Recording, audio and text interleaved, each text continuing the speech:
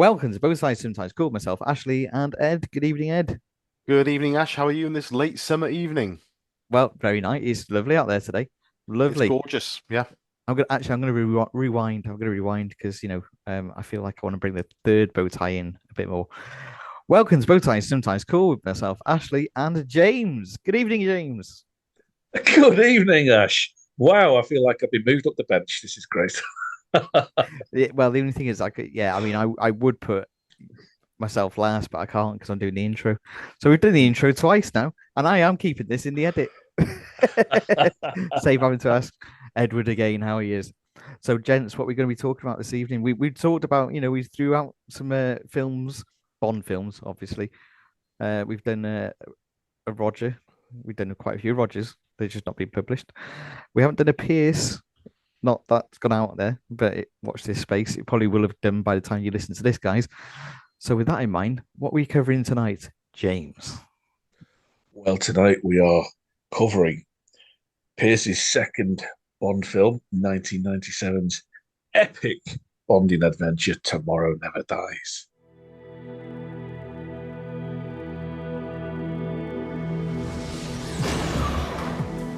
Yesterday is a memory.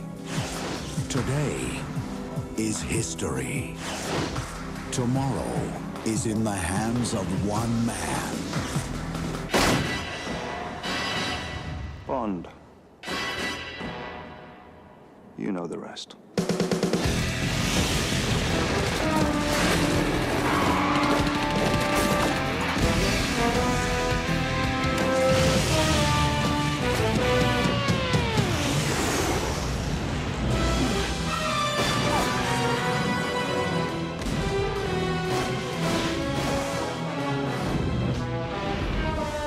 Tomorrow Never Dies. Now shooting around the world.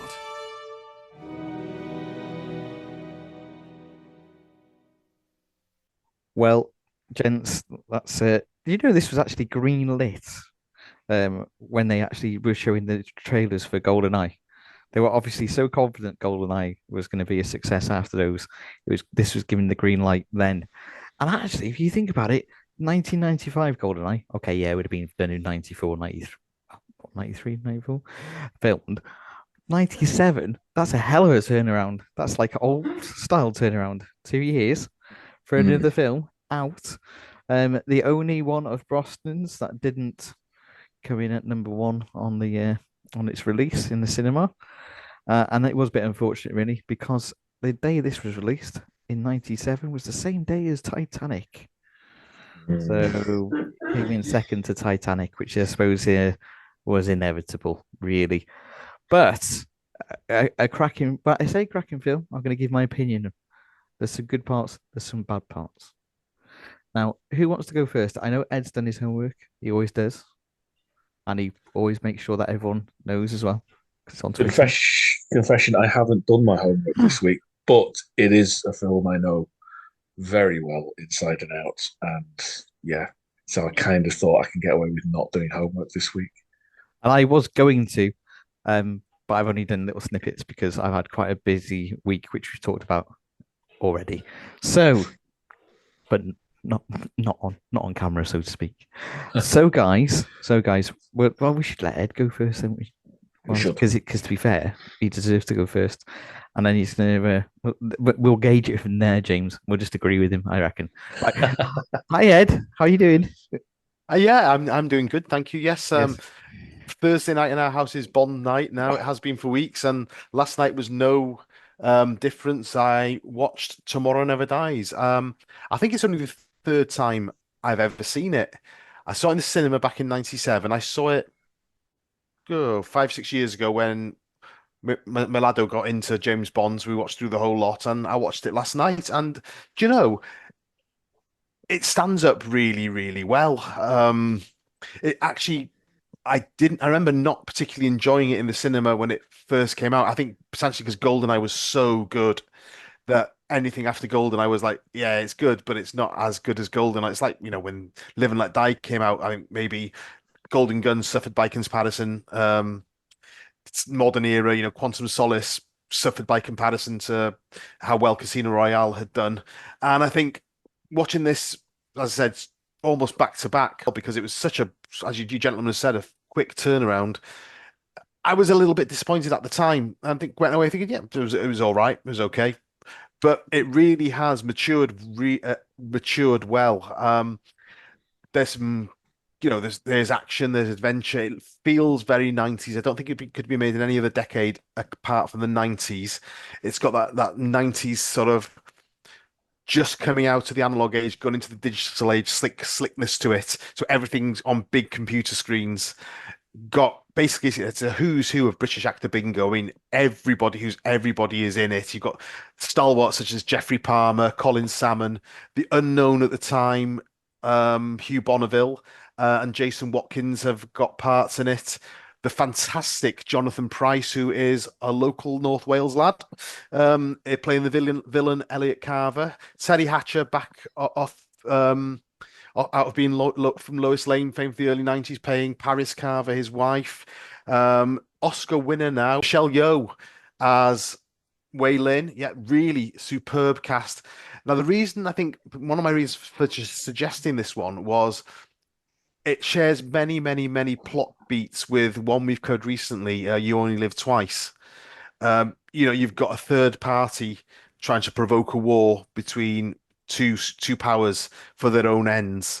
And really, Elliot Carver is taken from not only from the Blofeld playbook, but also from the Stromberg playbook as well, because Stromberg's does pretty much exactly the same thing in The Spy Who Loved Me. So it's not treading new territory for the James Bond film, but it's not one of my favorite James Bond films, but it's a damn good James Bond film. It's a great way to spend a couple of hours. Pre-credits set the tone. You've got the terrorist supermarket, and the missile strike, and think, oh, actually, whoops, they're actually nuclear bombs are going to blow up. This could be a bit tricky. So Bond flies the plane out of there. You've got Bond with the quite flirty, I would say, relationship with Moneypenny. Moneypenny is quite obscene remarks to Bond when he's with his Danish tutor. Oh, James, you always were a cunning linguist. it's it's sort of even more near the knuckle than Roger. But I think she'd have been a great foil for Roger's Bond, just seeing doing that. But Brosnan does carry a lot of Roger's Bond. He's like the sort of all the best bits of Roger and all the best bits of Dalton in one Bond. But interesting film now with today's sort of focus on fake news and how media barons set the agenda and set the tone for the world we live in. We've seen it ourselves with these horrific riots that have happened in the UK in the last 6 weeks, from people being whipped into a frenzy by people with their own agenda. And Elliot Carver, 27 years ago, Bond was really, really ahead of the curve in how the world would be now. So it's quite a realistic, in a funny sort of way, supervillain. His henchman Stamper is very much a standard henchman of the time. He's not good, he's not bad, he's just there. And then you've got Dr. Kaufman, who sticks out like a sore thumb. He's like someone from a Roger Moore film. He's he's giving it where everyone else is playing it very, very straight, albeit with some funny lines. Dr. Kaufman is like he's almost like the child catcher in Chitty Bang Bang. He's playing it pure panto and playing it for laughs.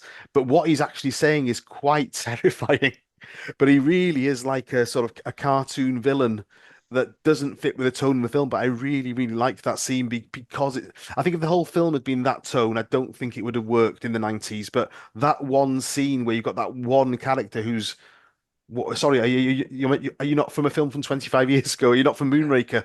It sort of works to show how the franchise has changed and evolved over time and grown with and changed with the tastes of the audience. The action sequences absolutely fantastic. The bit on the stealth boat at the end, again, it's quite similar to the end of The Spy Who Loved Me with the the Bond stage in Pinewood. In fact, the whole film was quite similar to The Spy Who Loved Me, unless instead of a Russian and a British spy, you've got a Chinese and a British spy. Yeah, not half bad at all. Nice way to spend a couple of hours. I will hand over to you, gentlemen. Well, James, do you want to go next? Sure. Now, I realised I loosely say when I was prepping for this because as I've just admitted to, I didn't actually do any prep this week, but it came to me early a couple of days ago. I always thought that GoldenEye would have been the first Bond I saw in the cinema, and it wasn't. It was I can't remember why I wanted to go and I didn't go for whatever reason. So Tomorrow Never Dies was the first Bond I saw in the cinema, um, which was makes it a special experience anyway, and um, I loved it. If I'm being critical, and I will be, um, I look back at it now, and it's very similar to comments made about Live and Let Die a few weeks back, in that it is riddled with errors, but you almost don't care because you're having such a good time with the film. It's notoriously chaotic in its production. I think you said at the start, actually, it was greenlit before GoldenEye was released, but the script wasn't finished until they were actually filming. The cast were being given new pages every day. It was a chaotic production. They wanted Martin Campbell to come back to direct, and he wasn't available. Roger Spotswood, I think, although he arguably didn't have an enormous track record in that kind of film, he'd done some action films before, but I think he did a very good job with this movie, particularly given these script concerns that were going on. When you look at the making of and some of the cut scenes on the DVD releases and special editions and things, it's amazing quite how much was cut out and how much was planned that was then totally changed during filming, which must have been chaotic. I mean, Pierce doesn't speak especially highly of it. He tends to confuse this one and The World Is Not Enough quite a lot. He remembers GoldenEye and the rest is kind of a blur to him. I remember him saying, for me, it's his best performance as Bond. GoldenEye is his best picture. But he is coming to terms with the role. He's easing himself into it. Here, I think he absolutely nails it bang on. There are aspects about his presentation of Bond, certain mannerisms he has. It's all very niggly stuff in his later two films that when I see them, when I watch them, they wind me up a bit. But I think everything is perfect with his presentation of the character in this one. And he's clearly, although he doesn't remember the film as an actor, he's clearly loving being in it. There are elements I don't like that I don't think particularly work well. I think it is a 90s formulaic Bond. So he said, well, what worked well out of this one? We're going to repeat all that. And they admitted to that much when they were talking about particular sequences, like, well, how do we replicate the tank chase? Well, we can't because we can't put in anything bigger. So we'll put in something smaller. So we have a chase in there.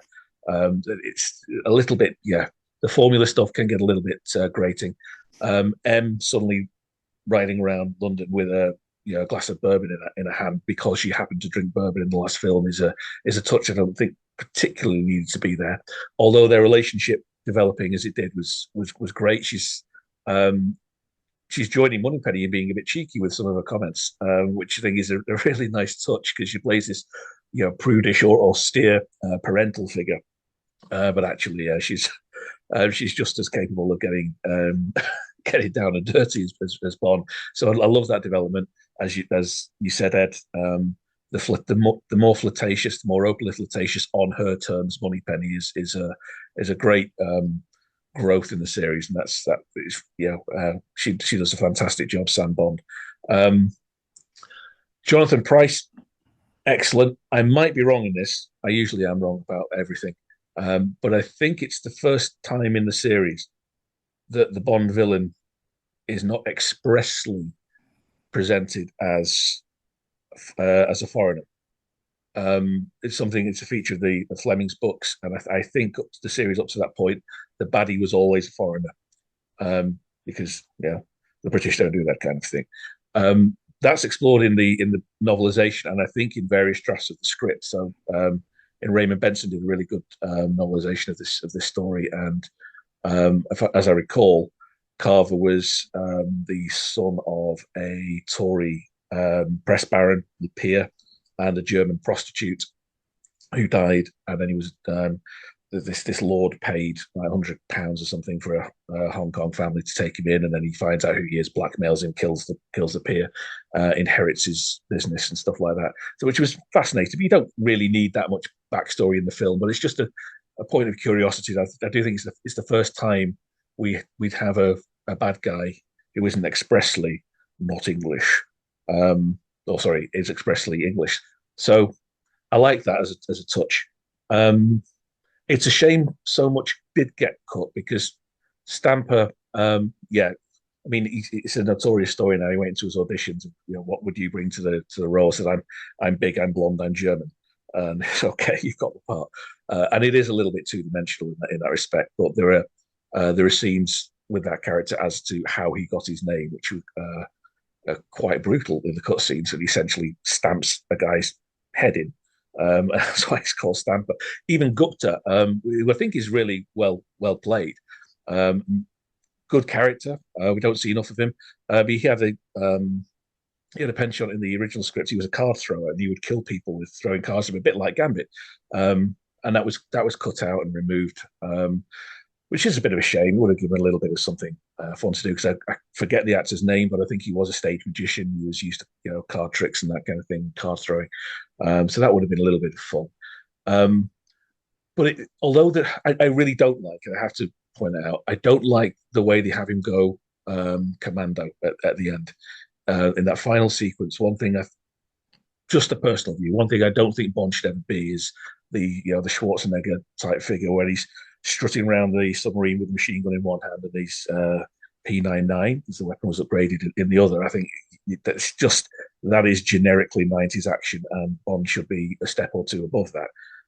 So that was not to my taste, but that's just purely a personal thing.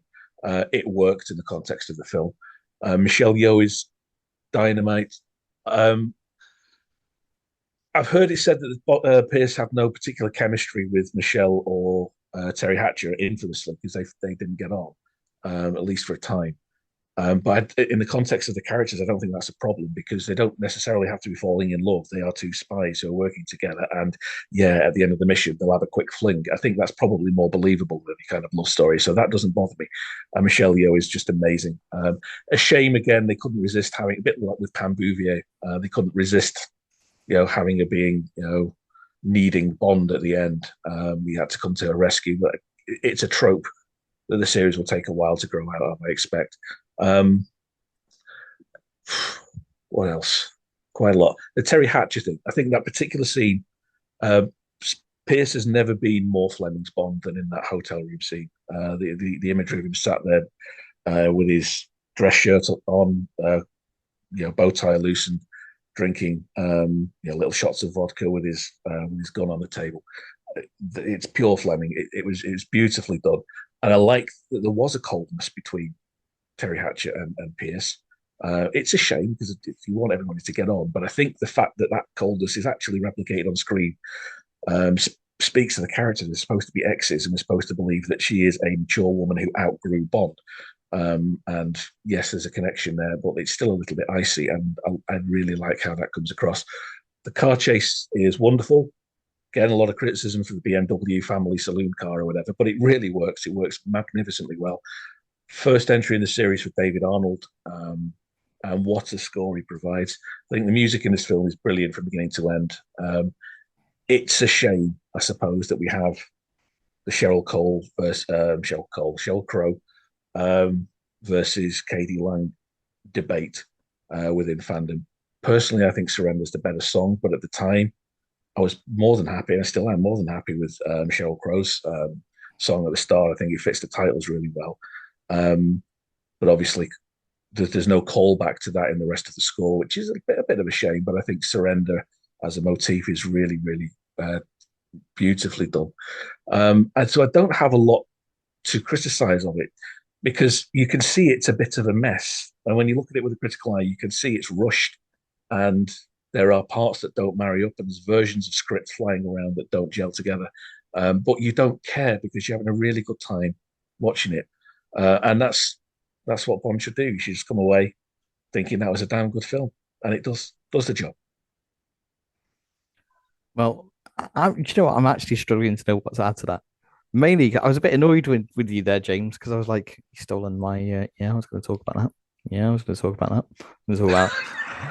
No, but you touched on, no, it's fine. But no, you touched on some of the stuff there. I was going to say great score. I do love the soundtrack on this. Brilliant stuff. Backseat Driver, with the BMW chase. Amazing, driving a BMW with a remote control. Perhaps that's where Elon Musk got the idea. I don't know. Just love that. Absolutely love it. I love the bit as well when I mean, there's loads of bits that I love, but I particularly like the music in the sense of when they're in the news facility, they break in, so him and Wei Ling, and then he locks the door with his gun, and then the music kicks off, and then of course you get the standard Pierce Brosnan run because Pierce Brosnan loves running in these, but when he runs, he has to lift his hands, like he can't just run. Yeah, you've got to. He always gets one of those in, just thinking the world is not enough. He's in the harbour. I think he's in the harbour, isn't Yeah, he? yeah. When the BMW gets sliced in half, but of course you have to have a Pierce run in there. Where did he do his running die of the day? There must be some point. But the point is, he always does. He likes running around, doesn't he? Does our Pierce? Mm-hmm. Yeah, and he Yeah. looks the part.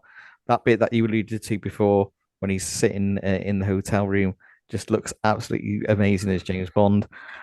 Great little bits from the beginning. I feel like he's finding his feet there. Daphne Decker's in there, brushing up on a little Danish. That sort of stuff. So that was good. Apparently, she wanted to have the Terry Hatcher role, but she was too late, so they threw that in. I can't see how Elliot Carver can actually type that quickly, but there we are. He does some very quick typing. But I think he did. But John Bright did do a good job. He wasn't the first guy. He did start filming with him though. Started filming with Anthony Hopkins. Anthony Hopkins was originally Elliot Carver, and then he walked out on the set because he thought this is a bloody shambles. They're making it up as they go along. So I think after about day 3 or 4, Hopkins said, "Right, I'm off. I've had enough. Recast me." So yeah. So that was that one. Imagine if it was Anthony Hopkins. That could have been a bit different. Could have been. He could. Well, it depends how he's going to play it. Could have been far more. It could. The sinister might come across even more sinister. They wanted him for Goldeneye as well, didn't they? They wanted him to play the Sean Bean role, and he turned them down. They were trying to get Anthony for a while then. Okay, Yeah, interesting. yeah. I do like this entry of it. Is it my favorite one of Pierce? No, I still have to go GoldenEye, but I do know what you're saying in terms of it's probably a better performance because GoldenEye is quite flashy, isn't it? There's lots of stuff going on, but in this one, I feel like he's playing James Bond how he wants to play James Bond. He's had time to settle into the role a little bit. It's the hangover. We talked about it in one of the other reviews. Probably, I think it was Man with the Golden Gun when we talked about it. Take the first Bond film, a series up until Daniel Craig of each new Bond is written for the Bond that went before. So Pierce does a banging job in GoldenEye. He really does. Apart from that hair, which winds me up. It's just like an action figure's haircut. It's ridiculous. But GoldenEye was written for Tim Dalton, and there's no real getting away from that. So portions of the script keep harking back to it, and that is going to affect the performance. It happened to Roger with his first couple of films. But this is Pierce. It's the first time Pierce actually gets to run it in a film that's been written for him, and his take on the role, and he really runs with it. He nails it. Can't fault him in this one at all. No, you really can't. BMW though, I do feel, yeah, it's a good car. I don't have a BMW. I wish I did. I mean, that'd be nice. Be an upgrade for me. But I am missing the Aston Martin. So I know we are. It's a spy's car, though, isn't it? It's that is what a spy would drive. It wouldn't drive the Aston Martin. So there's a little hint of realism. I think it's a damn nice car. Nothing wrong with it at all. And one of the series' best car chase sequences, hands down, to this day. I think it's brilliantly executed. There was one of the cutscenes. I don't know if you guys have seen it. That was when Q was giving him the car at the airport, and the first hangar he opens, the first box he opens, is a live jaguar inside it. He says, "Oh, you got the jaguar." Opens his box, there's an actual jaguar in the cage, and he just goes, "Oh, it's for another assignment." And moves on. What assignment? What assignment? In Germany, you're in Hamburg. It's going to require a live jaguar. Right. It is great. I mean, that's just stereotypical. I mean, that's the sort of thing that scene though, when with Q, I feel well, it's like all the Bonds, I suppose, but I do feel like that's almost like a Roger scene that you give Pierce the phone for like 2 seconds, and he knows exactly how to drive this car and Yeah. stop it within about 2 inches of Q. Yeah, brilliant stuff. Brilliant stuff. Um, just thinking, Waylon. Yeah, apparently some of the stuntman didn't like doing scenes with her because she was quite full on because of martial arts. I think they had to bring in. I'm not sure if this is true, but they were like had to bring in some of Jackie Chan's stunt crew to do some stuff with her. So yeah, I guess so. Who knows? Who Well, knows? she worked with Jackie, didn't she, for a long time? Yeah, So that would make sense. I know she wanted to do all her own stunts. It's like, no, you're the lead. You're the yeah, lead in a major production. Anything happens, you put us all out of work, and the yeah, studio goes bankrupt. So no, you can't. And she was annoyed at that. But that was back when you first started hearing stories of rumors of spin-offs. They did it again with Jinx with Hal Berry. I suppose one day we'll have to suffer the indignity of reviewing Die Another Day. But um, yeah, I remembered a lot of talk about Waylon getting her own spin-off or coming back in the next film, and who knows? There's a multiverse now. yeah. It's probably Pierce's. I mean, I do like lots of The World Is Not Enough, but I'm not sure. I think yeah, GoldenEye, Tomorrow Never Dies, definitely for me. World Is Not Enough starts to slide off a little bit, and then Die Another Day. Yeah, we didn't really need it. Um, which is a shame though. But it's I don't mind it because it's Pierce. I would have liked Pierce to have done some more. Really, to be fair, I reckon he had another couple in him. And if you were to go by Rogers, I mean, Pierce has looked quite youthful for quite some years. I mean, on that basis, Mm. if he was like Roger, he could have probably got another 4 or 5 films out of him. I do feel that his time was cut short somewhat there. Unfortunately, I really do feel that they could have. But I suppose it was inevitable. I think dying of the day. Where do you go after that? I suppose it was easier, perhaps, to have a clean slate. Maybe I don't know. I don't know. Mm. It is a shame, that one. I mean, at the time, it was enormously popular. It made a hell of a lot of money, and people were coming out of the cinema, perfectly happy. A few jokes about the dodgy CGI, and it's only when you look back you think, oh, actually, that was a bit much. Well, that's the thing. Um, It's weird because I'm sort of here being critical of it. Yeah, if it was on, I would watch it. hmm, There's other Bond films I wouldn't watch, and actually, I'd probably pretty much enjoy it.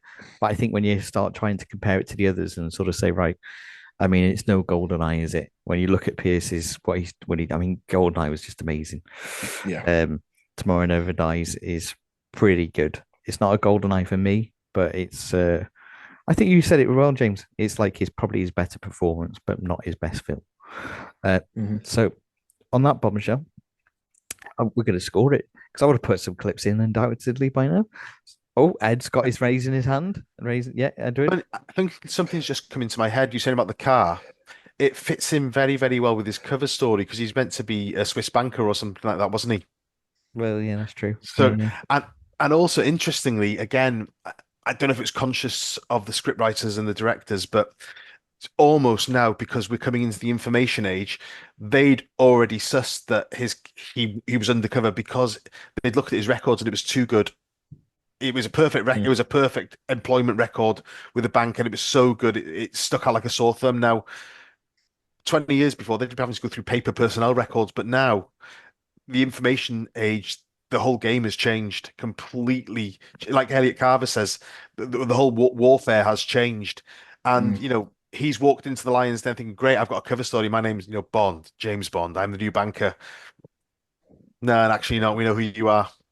But the car, yeah, I just thought it fitted in with the cover story. That's just a little aside from me. Right. So, uh, Edward, let me guess. Ed's no. Let's just go for it. I'm gonna say Ed's gonna score it 6.5. Right, Ed. What would you say? Out. Give it a score. So, as I said at the beginning, it's a very good Bond film. It's not a great Bond film. It's never going to trouble my favorites, but if it was on, I'd watch it. It's very, very enjoyable. A lot more enjoyable now than it was 27 years ago because of the way the world has changed, and you can look at the world now through 90s eyes of how the information age was coming and how warfare has changed and how they were so right about what was coming. So you've got that bit of hindsight to it. Pierce Brosnan is cracking as James Bond. He's close to Sir Rogers, being my favorite James Bond. He really is. He's got bits of all of them, but he's also his own man, which is always what I want from a Bond. The plot, even though it was nothing new and it had been done at least twice before in the Bond series, it zipped along and it kept you engaged. And the bad guys were very boo hiss bad guys. Carver had a bit more depth than your usual villain who wanted to take over the world in a Doctor Evil way. He wanted to create the news to take over the world through the news, basically through the media again, which scary when you see the world we live in today. So yeah, perfectly entertaining James Bond film. If I was on a long haul flight and that came on, and that was the only film, I wouldn't think, I'll just fall asleep. I'd watch it because it's a really, really good film, and I'm going to score it 7. Okay, good. I'm impressed. I'm impressed. James? Well, similar to it, it's riddled with problems, but you don't notice them because you're having such a good time with the film. It bugs me that for something that they greenlit so early, they were still writing it on the day of shooting in some parts, which just great. There's different versions of the script which don't really gel together for me. I don't particularly like the action sequence at the end, at least Bond's role in it. But there's so much more to counter all those negatives. The cast is superb. The music's superb. The title, I mean, it's just an interesting title. I believe it came from a mistake. You'll know this, I'm sure, Ash. It was supposed to be Tomorrow Never Lies. That's right, yeah. And then somebody faxed it through to the studio. That's how long ago it was. Yeah. Using faxes, and it got misinterpreted, and they liked it so much they kept it, which is a nice little story in itself. But I think it's a really cool title, and Tomorrow as the title of a newspaper anyway is a good idea. But it's true. I mean, Ed said earlier on, it's generically a 90s film, but the central conceit of it, and the premise of media manipulation is even more relevant than it was then. So you can watch it and still, feel a little bit nervy about what it's saying about the world. And the errors that you spot are the kind of errors that you'll laugh along to and enjoy it, because it's, compare that to something like The Man with the Golden Gun, where you just, they shouldn't have done that, and you're wincing a little bit all the way through. This, you're laughing, you're having a good time with the movie, and I think Pierce absolutely nailed the part in this one, and was dynamite. So I am going to mimic Edward and award 7 points. Fantastic. Right, well, I'm going to score this, but I'm also going to. So, I would have scored this perhaps because I find myself as a generous score. I probably would have scored it a 7. However, I'm going to give it a little bit of a critique here. Is I have to compare this and put it alongside the other Bond films that I really do love, and it doesn't quite match up to them. And also, for whatever reason, and this is going to be a very poor comparison, but it's probably the best way I can convey it. I think you've kind of alluded to it before, both of you, is that, you watched it in the cinema, but you perhaps didn't really think very much of it. I almost feel like GoldenEye was the amazing Bond film. Wow, this is going to hit all cinemas worldwide. Tomorrow Never Dies is a straight TV movie type thing. Now, that's how it feels at the time. It doesn't feel like it has quite the same pizzazz. It doesn't have quite everything going for it. But at the same time, I could sit and watch it again and again and again. So I'm a bit torn for those reasons. So then I have to think about my Roger films, My Living Let Dies, Living Daylights with Tim, what I scored that, and so on. And I have to unbalance, guys. I have to go for 6.5. I did not expect you to score lower than me, Ned. We're normally the bastards in these things. Yep. Yeah. Sorry. 6.5. 6.5. Wow. It's and I feel really bad for that, but Do you know if I was going to run, if I was going to look at it as a Pierce run, I'd probably go GoldenEye 10. Tomorrow Never Dies, probably something like an 8. But when I take it in context of all the other Bond films, which I feel like I've got to do, yeah, 6.5 I would give it. Now, Ed, without bloody, he's getting good with this calculator now. It's taking him a while. Ed has done the math here and he's holding it up to the screen. That means on average we've got an average of 6.8. Well, you know what? We might as well call it 7 anyway. Yeah, I think we're rounding up. Okay. Yeah, we'll round it up. It's a shame that Ed got it right first time this time, because I was hoping one day in years to come, when thousands of people tune into this channel, we could have merchandise, have Ed's face with "That's not right" across the top. That's what we should have. You should have him looking at a calculator. Going, It's not right. That's not right. All right. That's all he ever. Yeah, that would be cracking. That's your catchphrase. Yeah, we'll work that into every episode.